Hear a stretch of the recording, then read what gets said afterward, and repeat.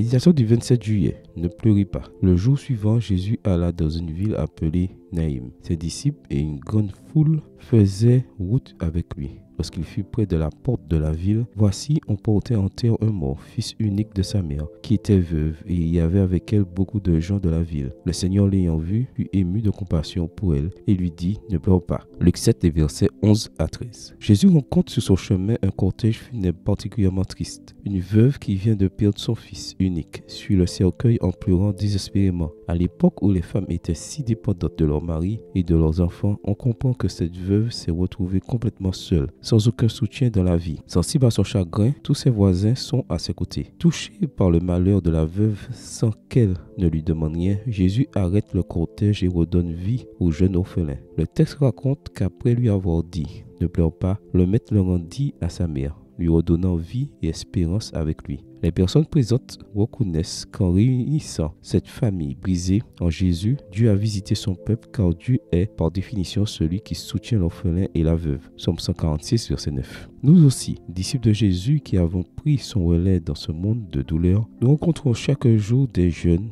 des mères, des pères, des enfants ou des vieillards, une importante foule de la ville sur le chemin du cimetière, des hommes et des femmes comme nous, sinon tous éprouvés par la mort de notre chair, du moins frappés par des malheurs personnels, maladies, accidents, pandémies, ruptures, abandons et déracinements familiaux. Infectés par la compassion de Jésus qui nous exhorte à tendre la main aux endeuillés et à toucher les victimes, nous avons aussi le devoir de leur dire « ne pleurez pas » et de leur apporter une lueur d'espoir. Nous aussi, nous sommes appelés à être des messagers de consolation et de réconciliation. Nous devons toujours essayer de réparer les vies brisées, de réconforter et d'apaiser les souffrants, les malheureux et les plus faibles, et de renforcer la vie en générant de l'amour. En tant que porteurs d'espoir, nous apprenons de cette histoire que, plutôt que d'expliquer, de condamner ou de déplorer les immenses malheurs qui affligent l'humanité, notre mission est de communiquer la tendresse du Christ aux personnes nécessiteuses que nous rencontrons sur notre chemin avec des mots appropriés et des gestes efficaces. Donne-moi la force de faire ma part. Je sais que tu prendras soin des miracles s'ils se produisent. Amen. Bonne journée à vous et que le Seigneur vous bénisse.